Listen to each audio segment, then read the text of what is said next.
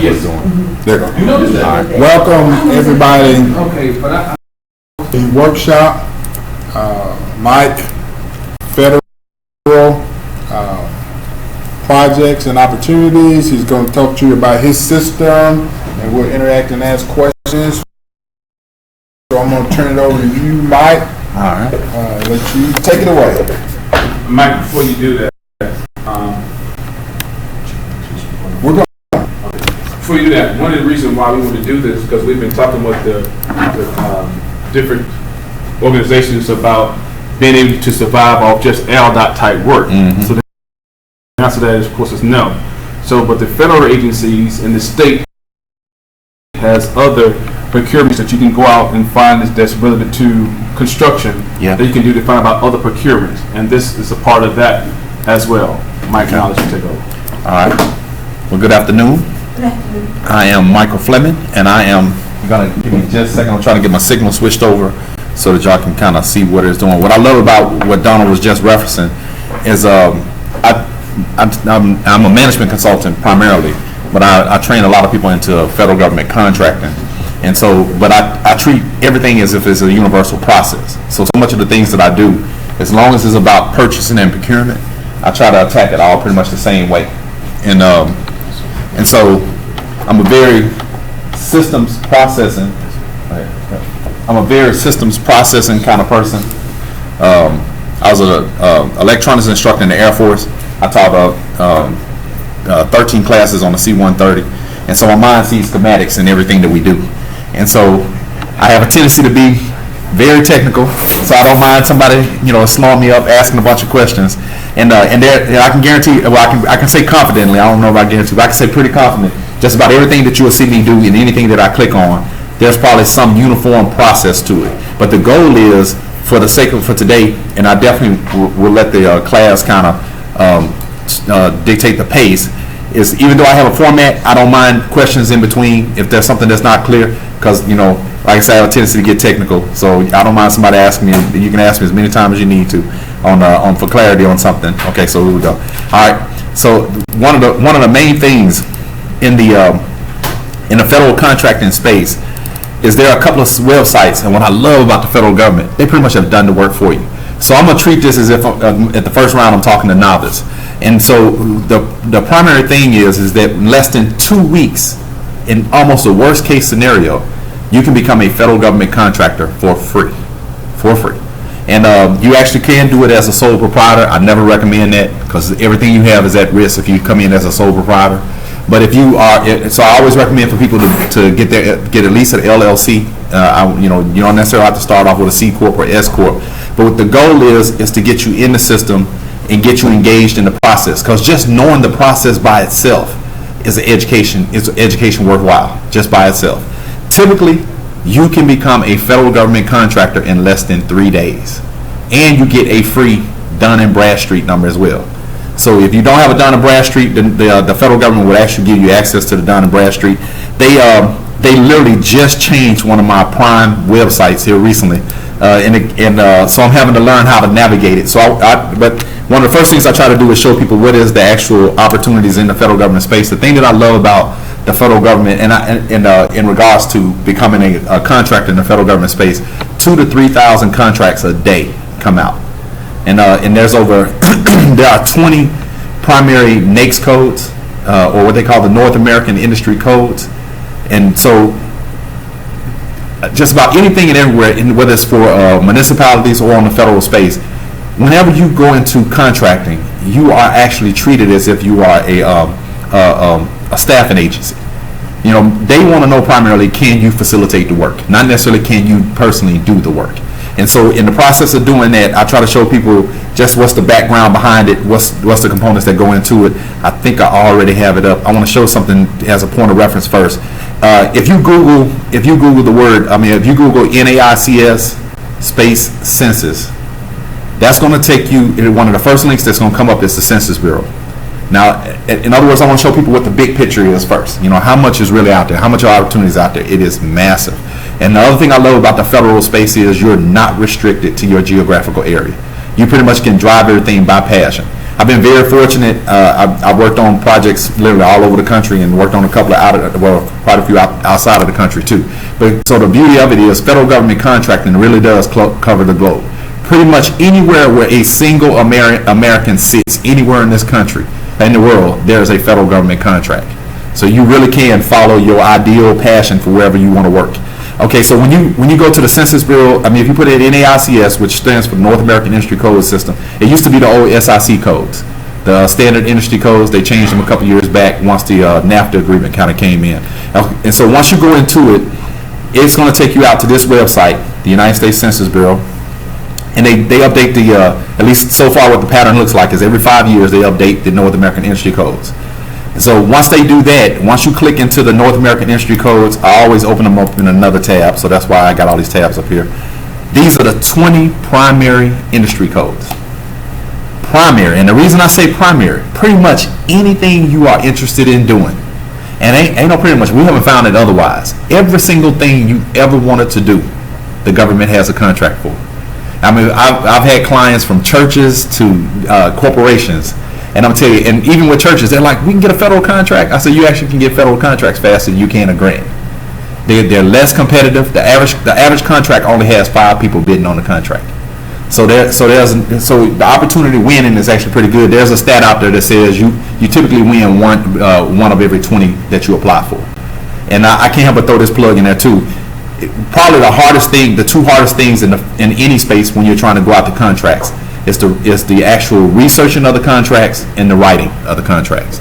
And keep in mind, again, I'm a systems person, so I literally have tried to create a system for both of those to help people in both of those processes. So that's probably one of those areas where I may end up getting too technical here in a second. But like I said, cut me off and spin me around, and I'll try to find where you are. All right, so here's the thing. These 20 primary NAICS codes, and that's why I'm saying primary. The federal government took every single dollar ever made in the world and put them into these 20 primary categories. Everything you physically have ever touched, there is a federal government contract for. From tanks to toilet paper is what I tell people. But even when I was using the churches as a reference because I was telling somebody that every single thing that a church does in its ministry, they have a federal contract for. And they didn't believe me, so I pulled it up and I said the federal government will actually give you a contract for choirs. There are military bases that hire choirs that come in and actually pay people for choir. So everything, any nonprofit organization in the community, there's usually a federal. There's no use. There is a federal government contract for. But for corporations, every single component of their operations, there's absolutely a federal government contract for. The other thing that I love about the federal space is you do not start off as a sub. You have the opportunity day one to start off as a prime. And a lot of that has to do with the way you put your corporate resume together, which they call a capability statement, right? So how well your capability statement is put together gives you an example of what your past performance is going to look like. And the government, as far as they're concerned, is, hey, they saying, hey, if you're willing to manage it, we're willing to give you the opportunity. And so now what people have a tendency to do is they hear these millions and billions of dollars that's out there, and they want to go after the big contract at first. I try to get people to be practical and realistic about I try to get people to be practical and realistic about what is their scale of mobilization. Why pick a contract that you're going to exhaust your profits just trying to be mobilized to get it? So the goal is to try to make sure that you pair up the opportunity with the resources that you have. Okay, so now here's the thing. Again, back to these NAICS codes, I can spend hours on them, and I'm forever researching them. I feel smarter just about every time I do them. I tell people all the time, smart is not what you are, smart is what you do. And so research will always make you feel smarter. But here's the thing about the North American Industry Codes too. And this is the part, and this has nothing directly to do with the politics we see on TV. But one thing about it is your vote never stops voting. This is the part that people don't understand. Congress's primary responsibility is capitalism, and it's commerce. So every one of these NAICS codes has a committee that votes on its budget. See, so a lot of times by the time you see a federal government contract, keep in mind 2,000 to 3,000 come out a day. By the time you see it, the running joke inside of the government is, or I hate to say it's a running joke because it's actually extremely serious. By the time you see that contract, it's already been in committee 6 months. Yep, 6, 7, 8, 9 months, and that's some of the shortest. So but that's why I said that, a lot of times I get in these and I feel smarter, because a lot of times when you trace them back, when you trace them back to the committees, you realize how intricate this is. And that's the other thing I'm big on too. I don't try to set up false hopes or false pretenses. I've been accused of being hard sometimes on what's out there, but I try to tell people this is the reality. I'm not trying to give you my opinion. I'm trying to give you the observation. In other words, exactly how they shaped or formed what's out there. So I know that the primary people for today are all under construction. So we're going to look here in a little bit. We're going to look at some of the construction NAICS codes, and then we'll compare some of the information that's out there that you can use strategically to be able to do. But okay, so the NAICS codes, again, why this is important, and getting back to why I kept saying the word primary. Pretty much, even if your primary is construction, because you do project management, that shows up in every NAICS code. So construction, there's some NAICS codes that I love, that when people come to me and they say, I got this particular NAICS code, because I know that technically is a universal NAICS code. They could go out to just about any contract they wanted to go after. So, and there's no shortcut to it. 2,000 to 3,000 come out a day, but you got to have somebody dedicated to filtering through it. And this is probably one of the best things. Maybe somebody can play this for the federal government too, and they'll see how much I appreciate it. I don't know where they send all their customer service people to, but they are fantastic. I'm dead serious. Every customer service person I've talked to in the last 4 years, I don't know if this is part of their training or there's good customer service. They're not going to get off the phone with you until they've answered every question. What number did you call? And you know what? I have to share it. I have to share it. Yeah, no, I'm serious. I definitely don't mind sharing the number, because and it comes directly. I've used sam.gov and a couple of other sites, so I'll show you. But what my thought process is I think they were trained to say answer every question. The person probably ain't gonna call back, or something like that. So they keep you on and forever asking you, got any other questions? You got any other questions? I've been shocked every time, because I just kept thinking it was going to be, kind of more of a high stress type thing. But every single government website support I've ever called, they stay on the phone with you forever. So in other words, don't hesitate to call. You have a moment of problem or anything, go ahead and call that number and see how to do it. Even the people with Dun & Bradstreet are the same way. So if you don't already have a Dun & Bradstreet, I'm going to show you how to get a free Dun & Bradstreet number as well too. All right, so and there's so much I want to share. I have a tendency to want to hit everybody with people ask me for a cup of water, and I'm gonna hit you with a fire hydrant. Yes, sir. Hey, use our NAICS code for just for an example. Okay. So we can actually. No, I don't mind. Look at the. Yes, sir. Category that we didn't know we. No, I love that. As a matter of fact, okay, now, and what I don't mind doing, I'm serious, I definitely don't mind going back and forth inside the structure, because this is what I try to get everybody to understand. It's exactly that. It's a structure. So we can go from one section to the other. It's not going to change. So the format. So one of the key websites I was going to show you today is fbo.gov. Now you'll see, and this is where it gets tricky once you become a federal government contractor. You're going to get a ton of third-party companies that are going to call you saying that they can do this work for you. And they can probably. We just don't know which ones are legit and which ones ain't. And some of them, they all going to ask you for money for something that you really can do yourself. One of the first things that we always try to do, I truly believe in empowering people. In other words, I'm going to give you the option to do it yourself. But it's like if I taught you how to change your oil in your car, sooner or later you're going to be like, I ain't got time for it, I'll pay you to do it. It's that kind of thing. So that's the same thing with us. We're like, okay, but at least now you know when somebody's changing your oil what to look for. So that's the same thing in this process. So FBO is the mothership of government contracting. Everything else stems from this. I don't care who calls you. I don't care what they talk about. If they talk about the federal space, they have somehow gone on FBO and found something that you didn't have time to find. That's pretty much what it comes down to. So the federal biz ops, and you can see it right here, the last 90 days, there's over 34,000. If you figure it out, like I said, 2,000 to 3,000 contracts a day or more come in. So if you give me the NAICS code, any particular NAICS code? 23, 89, 10. 23, 89, 10. Okay. And I'm just doing a general search. This is across the entire thing, but we could have narrowed it down to just Alabama. So I'm going to put that in there in the search. Okay, so now, just in the last 90 days, it doesn't seem like a lot, but until we look at the budget. So there's 79 contracts that have come out globally.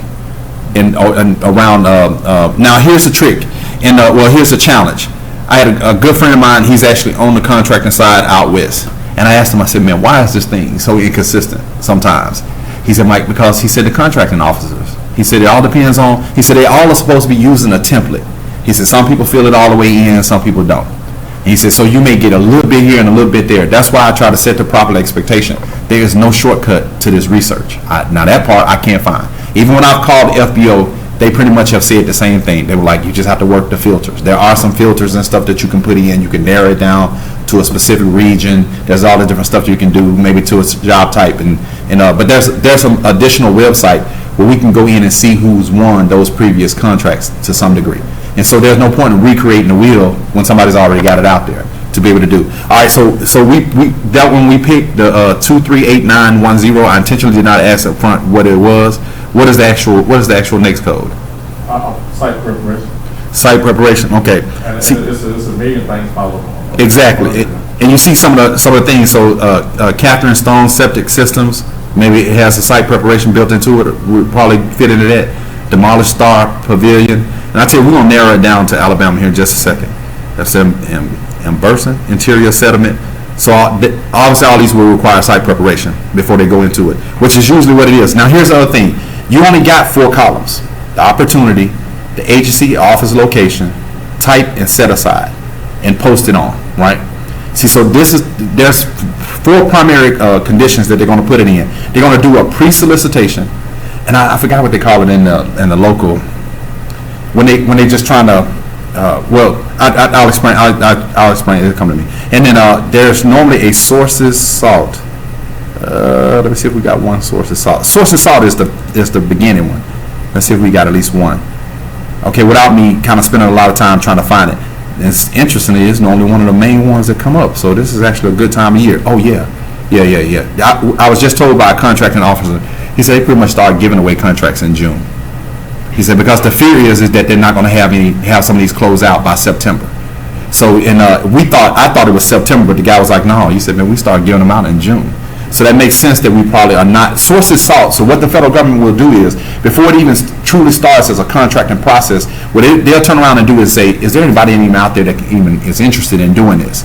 And then especially if it's a minority set aside of some sort, they're trying to find out, is there enough minorities out there that are even interested in I'm drawing a blank, but in the municipalities, there's another word for it. But the idea is that you had a source of salt. And so the first thing is seeing, is anybody even interested in that particular job? So if more veterans respond to it, they'll make it a veteran, set aside type of thing, or woman-owned small business, or some other set aside that they'll do. Now, a lot of the 8A, if you're familiar with the 8A program, that's one of the federal government set aside programs, 9-year program, $4 million, up to $4 million per contract, all this good stuff. It's a pretty good program, but most people don't go into it prepared. I don't typically see 8A show up here. There's another whole different set of sites that show up for that. But for the most part, okay, so you have sources salt, which I just one of the few times I've never seen one not be on here. And then you have the pre-solicitation. And so the idea is they're now saying, okay, who all really has the capacity to do the work? Then you have a combined solicitation. You got a solicitation itself. And those is that time of year. That's what it's got to be explained in this, because that's the only thing. And then you have the actual award. And of course, just because it's awarded, and you will see amended all the time. Yes, sir. Push the size just so you there you go. So your arm would be. Oh, that wasn't okay. Yeah, and then okay, so we just using that first next code just by itself. So now I'm gonna go back and I'm gonna narrow that to just Alabama. Okay. And I'm telling you, they will stay on the phone with you and walk you through this, and it's just amazing. Like I said, I don't know. I need to ask them next time. Like, where do y'all get y'all training? Okay, yeah, and so there's none in the last 90 days. But let's expand it out. Let's see the last 180 days. Okay, no, wow. What is code you just do? Yeah, this is site prep. Site prep. Yeah, last 300. What was the next code you used for site prep? 238910. They had 79 nation globally throughout the entire system. So none directly in Alabama. And then I know we had picked a couple of them. So if it's site prep, then what you may want to do then is you would do one for for general building construction. Okay. Because they have to do site work, but it may be under the whole, it's a sub next code to a project. Okay, I'm gonna do that on the last 90 days. What I'm doing now, I was glad that we actually had a next code first, because this is the other challenge of it. You have to match the federal government's language. And if you don't match that language, then it's easy that it's not that the work is not out there. You just got to be able to do it, like building cleanings, facilities maintenance, that kind of stuff, and all, different things you want to be able to do, because it doesn't always show up. And so okay, this should still be Alabama because I did not change the state. So we had 95 under building construction by itself. We have some element I would think has built into it. What about ground maintenance? Is that built into it? No, you would think so, because there's got to be some cleanups. Are you saying? Yeah, What type of search? all right, let me pull up another one. The one I found up on the landscape. Landscaping is a big one too. As a general search for landscape. Yep. Yep. There's definitely and I tell you the quickest way to find out a NAICS code, of course, and I just show people this NAICS and then landscaping, and it's usually the first thing that comes up. So we could have done it for building maintenance too, and I'll check those. Okay, so yeah, 561 73. And then of course there's additional associated. You want to do Alabama, last 90 days.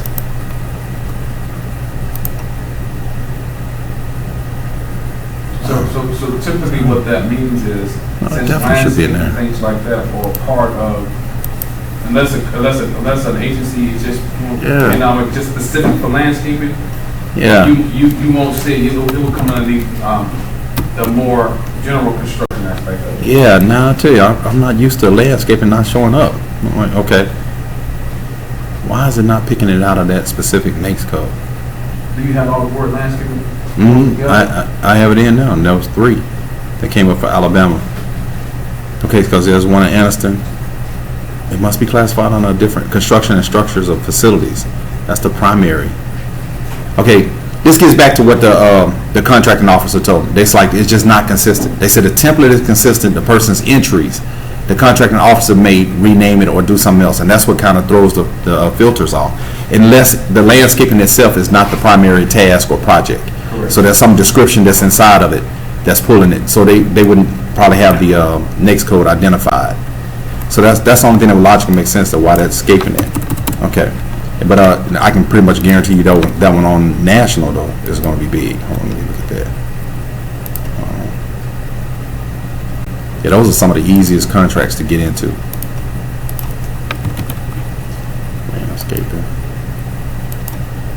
I should have done it by the next code, too. Yeah, 425 in the last 90 days. And then we can put in regional restrictions and everything, too, inside of there. Okay, so far, the main thing, again, you can't go wrong learning the pattern of the census.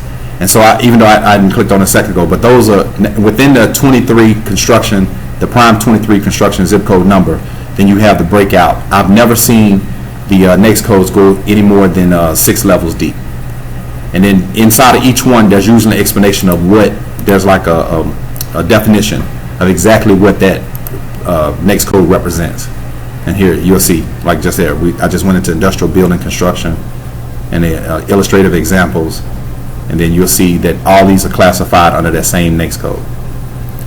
Yeah, that part I'm always kind of cautious about showing people because there's just no way around it. At that point, I don't know why the government didn't give it one more set of numbers, but this is as deep as that particular one goes.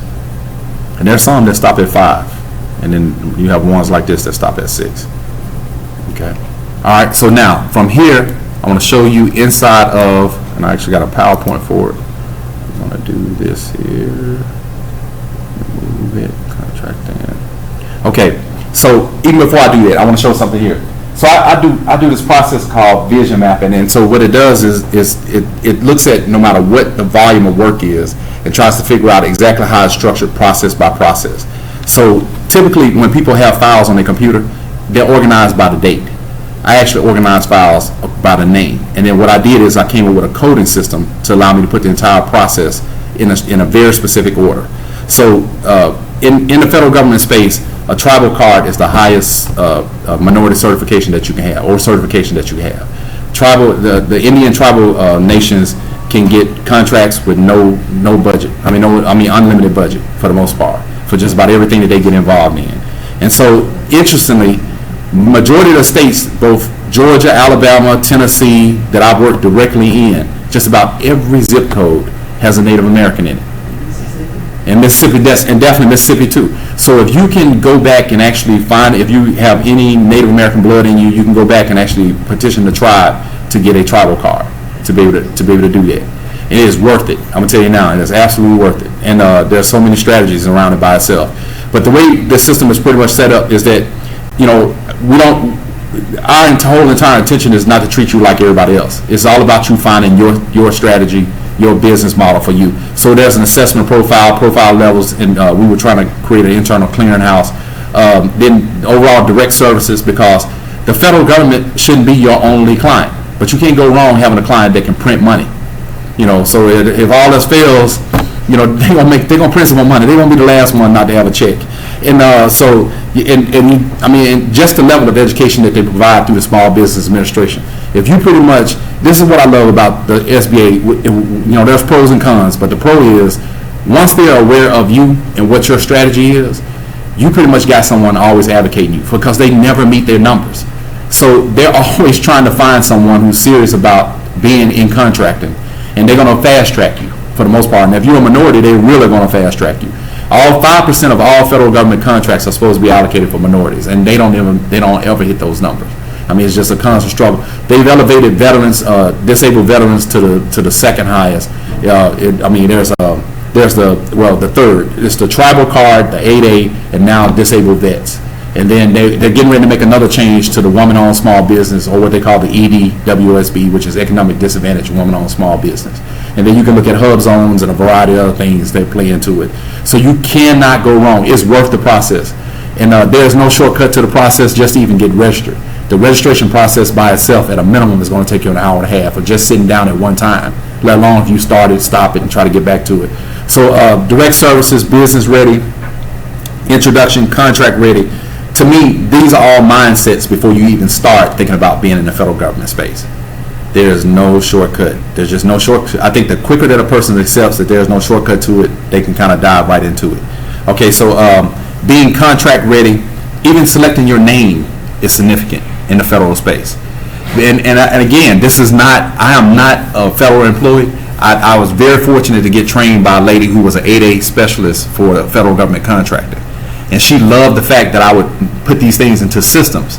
And so she was telling me all the inner workings and everything, so I was able to kind of extract that plus the research and figure out what I thought was the overall sequence that you kind of had to go through to be successful in the federal government space.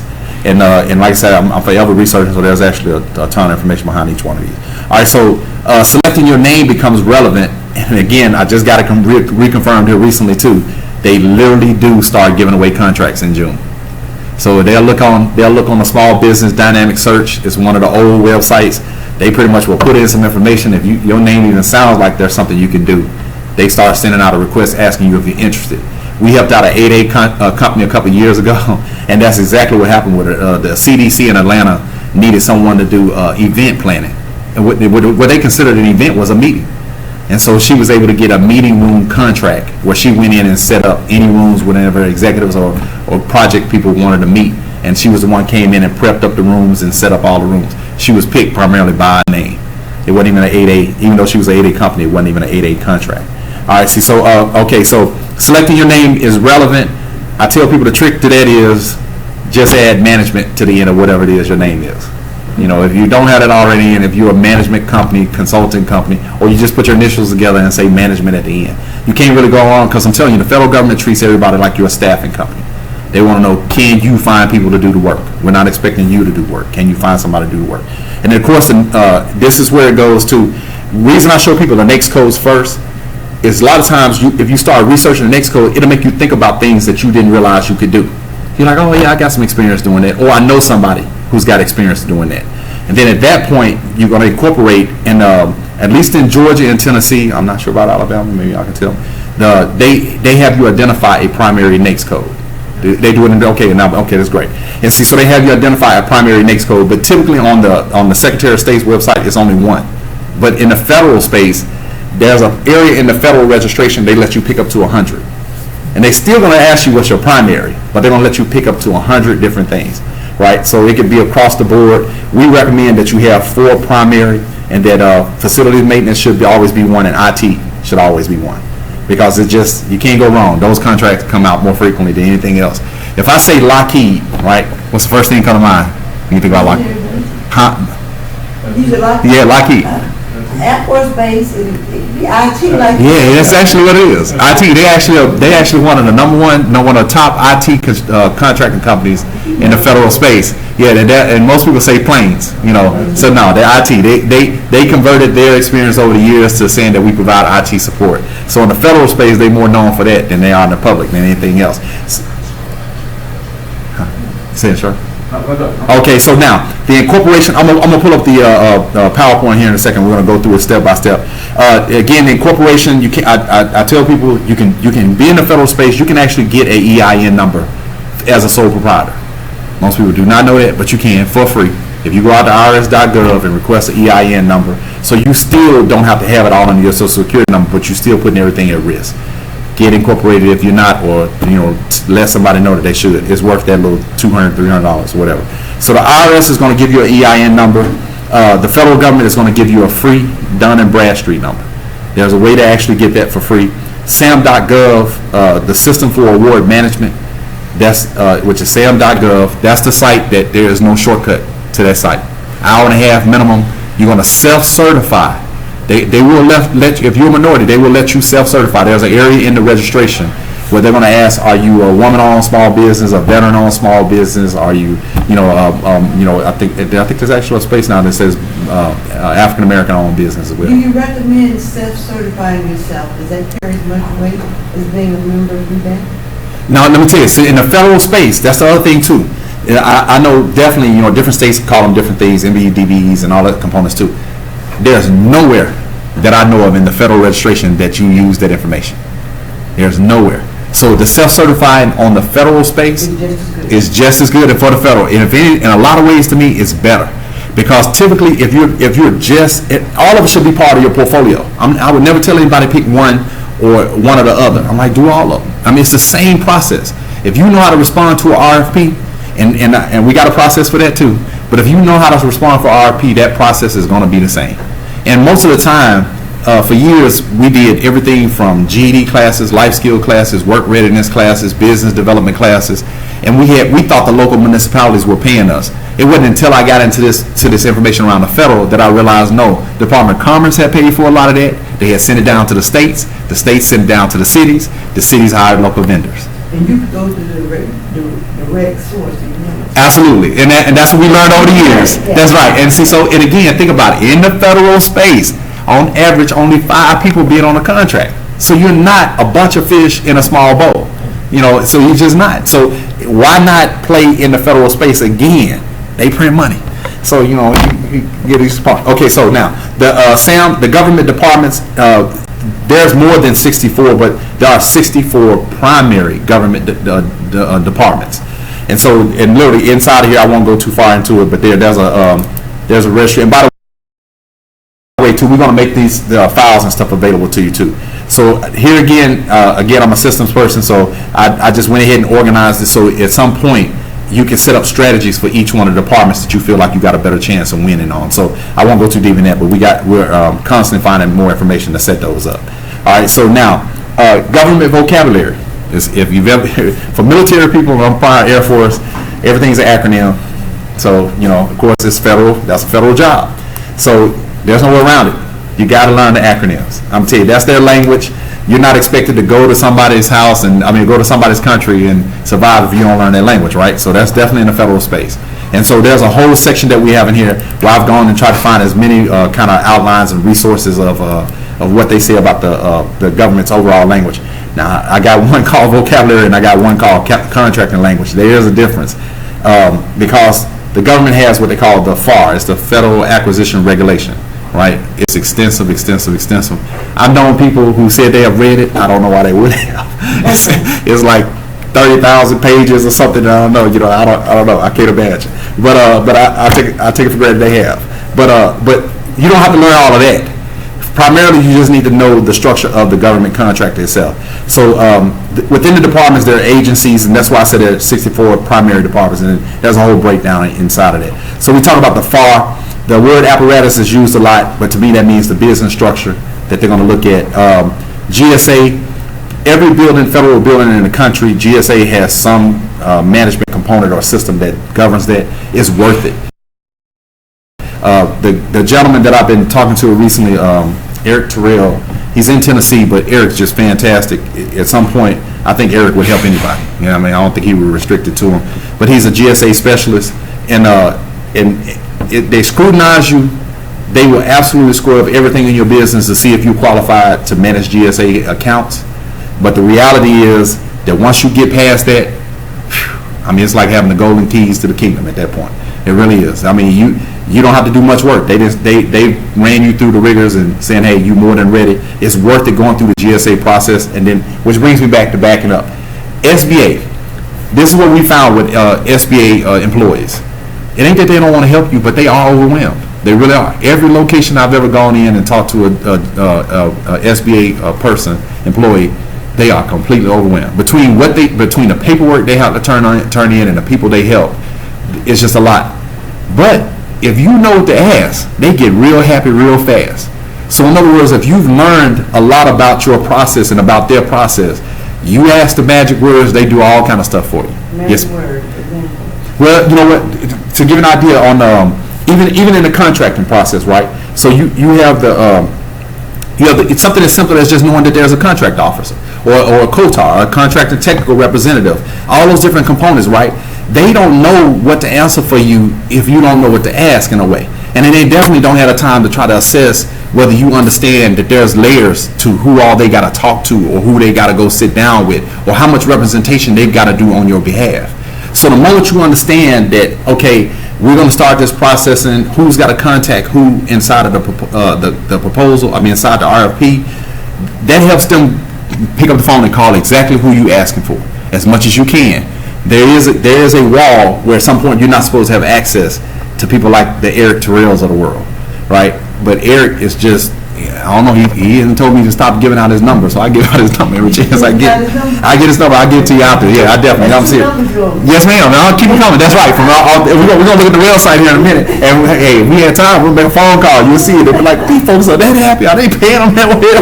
So yeah, so it's all that built into it. So the 8A certification too, that's another, it's always a magical thing too, because the SBA is always going to try to move you toward that as a minority because the numbers are just so horrible.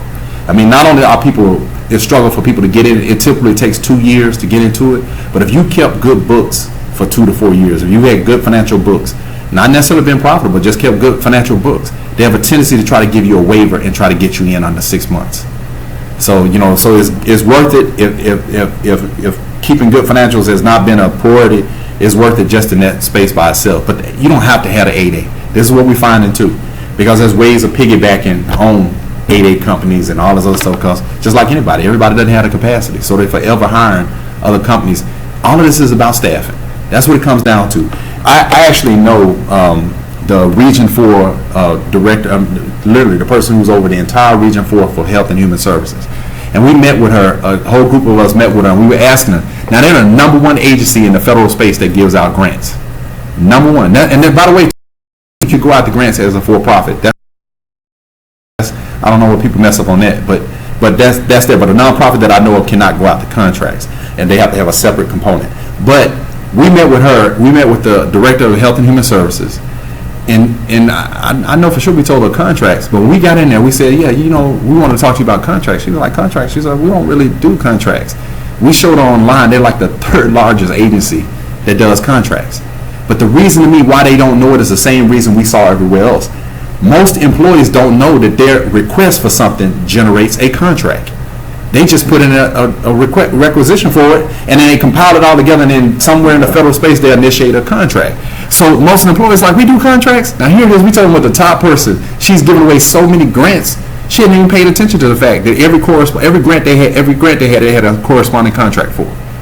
And that's how it goes. So the contracting thing, why it's like kind of like in this mysterious space, makes no sense. Eisenhower technically started the Small Business Administration in the 50s. That's how long this process has been around. And so what we've been told is the businesses in what they call the DMV area of DC, the Delaware, Maryland, Virginia area, they take full advantage of this because they got access to the trainers and the people and the managers and everything else. But they say it's gotten so saturated that a lot of those companies are now starting to spread out through the United States so they can get local contracts. Which, while I'm on that, this is what we were told, is that for contracts, they always try to start near where the contract is. So if it's in Alabama, you got a better chance if you're already right here. Anywhere there's a lot of military bases, anywhere there's a lot of federal highways, anywhere there's a lot of natural disasters, which for the Southeast, hurricanes hit us all the time, right? There's storm chasers. There's people who do nothing but, try to chase out the storms, and there's storms in every region all year long, right? So you got those components that drive how money is released into a particular area or particular region. So they said, yeah, they try to start local, then they try to start with the state or the county, then they try to do the state, then they try to do the region, then they stretch out federal, and then they just open it up. Because they already know it takes a lot to mobilize. Mobilize, what happens in the federal space is they rarely ever give you money up front. Rarely ever. So, and we've had to help a lot of people over the years with factoring. I don't know if y'all, I'm sure everybody's familiar with factoring, where you got to go get a loan to make payroll kind of thing. So the idea is that that's part of your mobilization funding. It's one thing to win a contract. We just had a guy with a logistics trucking company had that problem. Literally, it was like $770,000, and he was struggling trying to get just the first 100 and something. Just so we sent him out to a bunch of different investors. Okay, so again, this is all part of knowing the process for them. So GSA certifications, the 8A moves through stages. The young lady that was here earlier, she said they're in the last months of their 8A. So they actually end so in the full 9 years, and then you got some other people that graduate early out of it, and so that's all dumb. And so let's see, FPDS, the Federal Procurement Data System website. This is probably one of the best best kind of strategy websites that's out there. So I want to put a key in that one. Yes, it's you know what? Since I'm referencing it, I want to go into it real quick, and then we'll come back to it. If we get time, we'll spend more time with that one. FPDS.gov. It's the Federal Procurement Data System. Yeah, I tell you, if there's anything. By every 5 minutes, we get time. Yeah, because I have a tendency to want to give everything out all at one time. So, think about it. This stuff is all in public domain. But sometimes when you see stuff, you go like, man, that's good. It's like you can spend a whole class just on. Give them the thumb drive. Yeah, that's what I said earlier. If they give me the jump drive, and then that's why I was explaining the folder process too.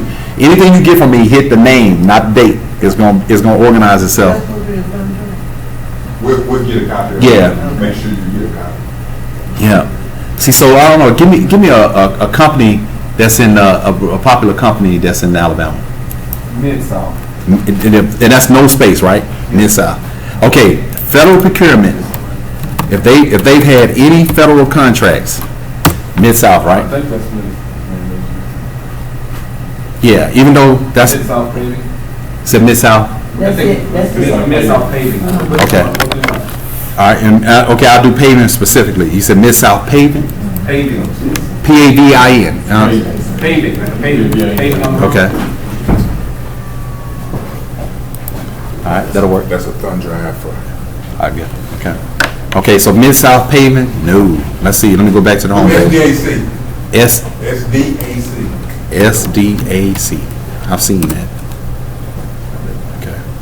Okay, interesting. They've only had. Okay, they've SDAC government services. Yeah. Okay, see, so now, and let me tell you, and here's the thing. Huh? Can you see what kind of jobs they got? Yeah. Let me tell you, this. What I love about this site is that pretty much if somebody been awarded a contract, you can go and see exactly how much was awarded. It spells out everything that they've done in their process and which agency. So to give you an idea, and obviously companies come up with subsidiary names, they come up with other things, and they break out different components. So if this SDAC is the same company, you got SDAC Government Services, SDAC Facility. Well, okay, look, are they out of Homestead, Florida? Yes. Yeah. Okay, so these are all Homestead, Florida, right? See, so now here's the thing. What are the top agencies that they have gotten? I have to tell y'all the story in a second too. Okay, so the top 10 agencies that they've gotten contracts from: 24 contracts from the Department of Defense, 13 from NASA. Who are these people? right, well, hold on. Put the four digits out there. You just asked for us. Then- You asked for us. So, you want me to change the name? No, we already knew. Did you? Okay. They got 4 Homeland Security, man. Yeah, these are not small. Okay, so I'm actually gonna show you their numbers now that we on it. Veteran Affairs, okay, contracting agency. Remember I said there were 64 prime departments, but then there could be a ton of sub-agencies. And then what I was told, and of course I don't have it, but top secret stuff does not show up in here. There's like another coding thing. Somebody else was trying to show it to me, but we couldn't get it all out of the system. But there's supposed to be SBDS, the Small Business Dynamic Search, is one of the older sites. Somebody said there's a way to do it in there, but I hadn't had a chance to see it. So the vendor, these are either companies they had a direct impact on, or they did it in conjunction. They did it in conjunction with somebody else. I can look up another name. Okay, because I'm about to look at the numbers now. Okay, see, so now, here's the thing. Right here, a CSV file. The magic of CSV files, if you're not familiar with Excel, that's actually the database behind all databases. I mean, it's the most basic form that you can put an Excel file in, right? Yeah. See, so if you click here on the CSV file, and it's going to open up, it normally does anyway. Let's see how this goes. I'm smiling already because y'all can already tell this is probably going to be some good numbers. All right, so y'all say SDAC? Now, don't do that. Don't pull that. Okay, yeah, give me another one. Give me another. Yeah, give me another color. Let's see. Well, I mean, something that's popular. That's anything that's popular here in. I can tell you now, coastal companies usually make a killing because they take advantage of all the infrastructure that's needed along the coast, and then anything near a military base normally makes a lot of money. Wasn't it? You think they're doing federal? You said who? Do Miller and Miller. Miller and Miller? Yeah. Okay. Miller and Miller, right? MILL? ER. Okay, yeah. Huntsville coming up. Oh man. Oh, I'm gonna tell you now. Oh, they numbers are huge. 93,000 contracts. Man, that's one of the biggest ones I've ever seen. But they do small. Man, but 93,000 contracts? Okay, let's look at it. All right, so here. And how many other millers are there? We sell them, Man, but all out of Huntsville?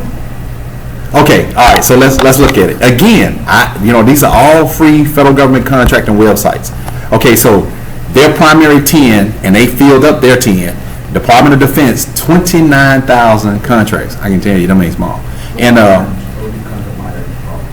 in each one, and see, and then I got a thing I want to show you, so you can answer a part for me here in a second, because there's a zeroing out that I was told that when they balance out we'll look at it here in a second. All right, so GSA, man, that's huge. 14. All right, I get excited. I love data. I tell people, why guess at something when the data tells you what to do? So that's the magic of it. It's like, you ain't got to guess it. Follow the data. It's not necessarily follow the money, follow the data. All right, so they got some fantastic agencies. They've been storm chasing. All right, see, so Department of Army, Veteran Affairs, Department of Navy, man, and then they got all the MIL stuff. Let's see, okay. And they've got 4 basic companies they've done all this under. With Herman Miller Inc. is on, okay, either way, we'll look at each one. And they have the specific NAICS codes that they primarily made their money from. See, so again, if you come here and click on the CSV file, yeah, it's huge. I can already tell you this. Okay, it loads. This is Miller and Miller. All right, search CSV. Okay, it's not random. I always put a code in front of my files, and it helps organize the files later. Okay. And I always put a year or date on the outside.